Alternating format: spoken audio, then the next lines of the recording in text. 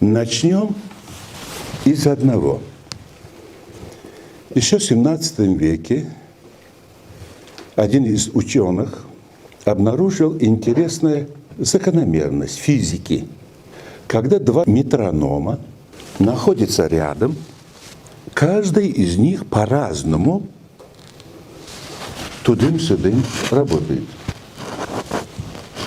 Один вот так идет, вот так, каждый по-своему. Хоть рядом поставьте, хоть подальше поставьте, они работают по-разному.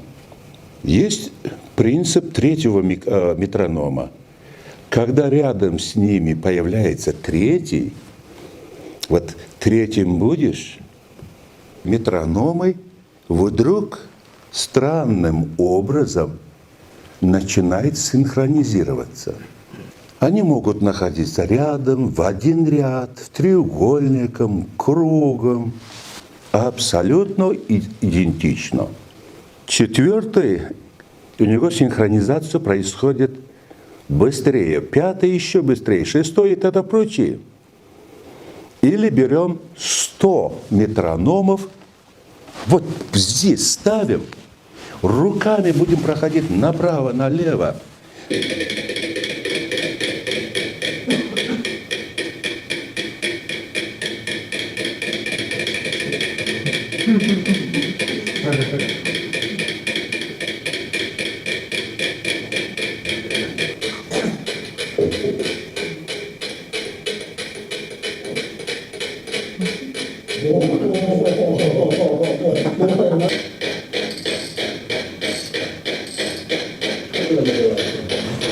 Вот почему дервиши в круг стоят и тренируются тысячелетиями.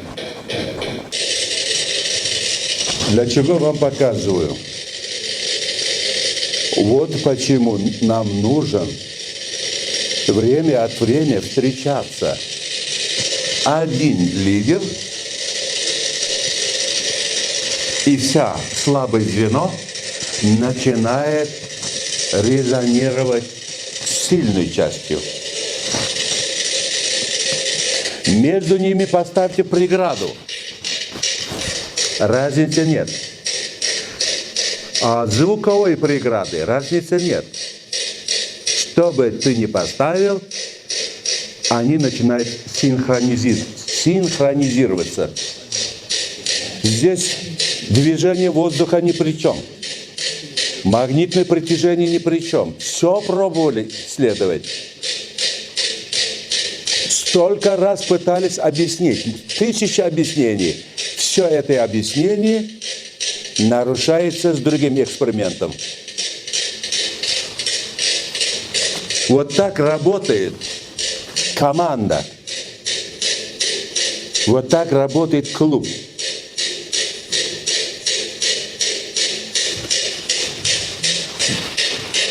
Этот эксперимент наш учитель, когда мы задали вопрос, почему мы должны собираться, мы же можем и так на расстоянии спокойно тренироваться. И он поставил 3 метронома.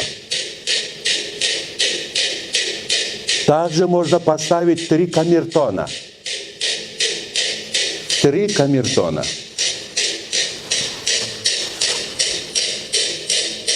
А потом, лет 10 тому назад, случайно увидел в Ютубе.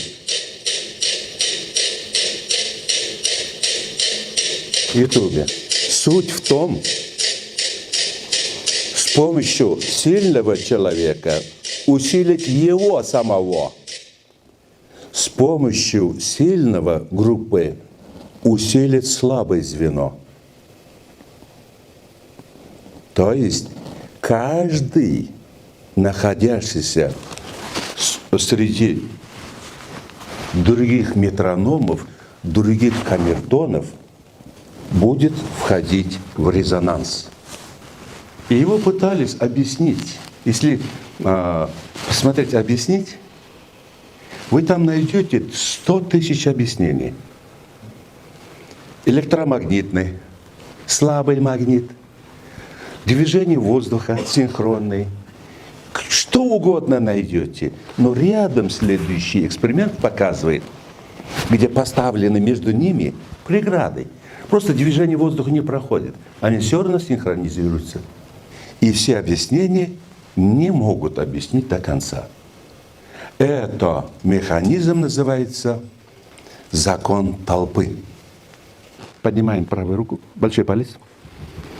Нахождение рядом с каким-то человеком, у которого в чем-то превосходство с вами, доминантство, они передаются без слов. Кто-то человечный, кто-то влюбленный, сладкие парочки, кто-то прекрасный дочь, прекрасный сын, кто-то прекрасный лидер. Вот это доминантство, она имеет свойство передаваться, не знаю, хотите воздушно-капельным путем, но это не так. Хотите через радиоволны, но это тоже не так. Хотите через беседы, нет, это вообще не так. Есть особый закон толпы. Если доминант там разрушительный, толпа становится разрушительным. Если доминант созидательный, она начинает передаваться и через определенное время гору сворачивает во имя каких-то добрых дел. Происходит синхронизация. Она работает на расстоянии. Когда коллектив одинаково чего-то делает. Это мощнейший, бесконечно мощный коллективная сила. Созидающий или разрушающий. Даже нахождение в этом начинает создавать у вас внутренний что? Опустите. На чем основывается дух народа, дух коллектива, дух. Звук дай.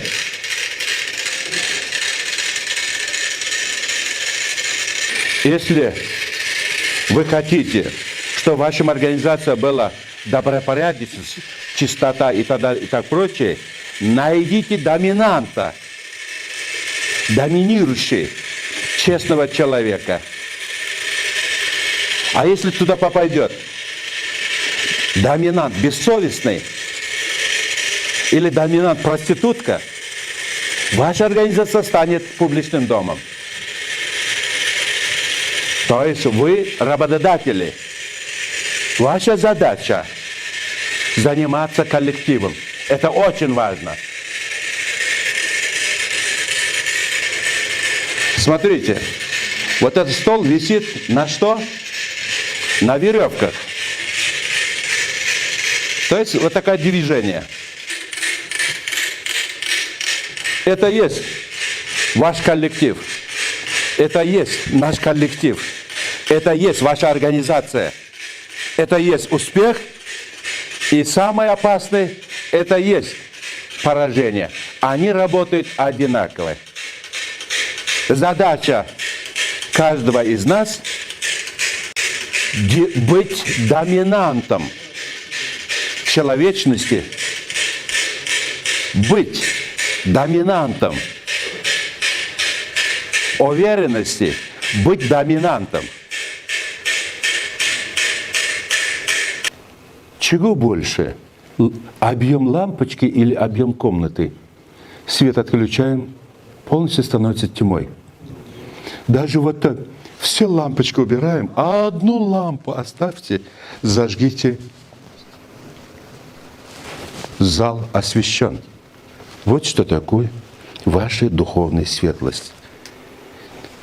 Чистота ваших намерений начинает освещать. И начинается резонанс. Вот что такое ваши мечты. Вот что такое ваше стремление к чему-то. Это вы, тот рука, который весь коллектив что делает? Своим организацией. Здесь мы почему собираемся? Даже сильный человек тоже нуждается в подпитке. Для этого.